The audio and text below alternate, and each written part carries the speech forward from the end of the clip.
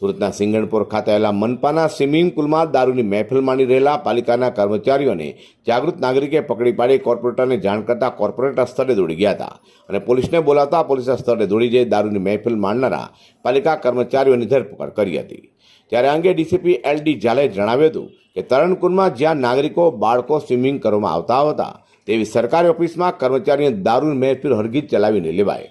હાલ પોલીસે તમામની ધરપકડ કરી કાયદેસરની કાર્યવાહી ધરી છે। ગઈકાલે સાંજના 8:30 વાગ્યાના અરસામાં સિંગણપુર પોલીસને પોલીસ કંટ્રોલ રૂમ તરફથી એક સૂચના મળેલી કે સિંગણપુર વિસ્તારમાં આવેલ SMCના સ્વિમિંગ પુલમાં અમુક કર્મચારીઓ મહેફિલનું આયોજન કરી અને દારૂનું સેવન કરે છે।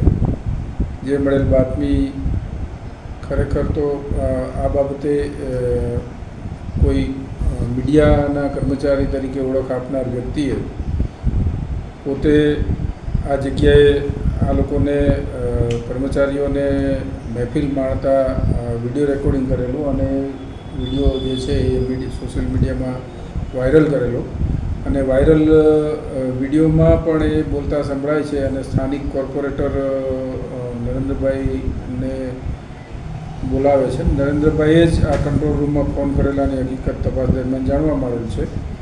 જે વર્દી આધારે સ્થાનિક સિંગણપુર પોલીસ સ્વિમિંગ પુલ ખાતે ગયેલી, જ્યાંથી એક પંકજભાઈ જોશી નામના કર્મચારીની નશા કરેલી હાલતમાં મળી આવતા કાયદેસરની કાર્યવાહી કરેલી અને અન્ય જે 4 કર્મચારીઓ જે છે એ પણ આ સ્વિમિંગ પુલમાં ઇન્સ્ટ્રક્ટર તરીકે ફરજ બજાવતા કર્મચારીઓ હતા, જેમના વિરુદ્ધ મહેફિલ અંગેનો ગુનો રજીસ્ટર કરી આગળની તપાસ હાથ ધરેલ છે।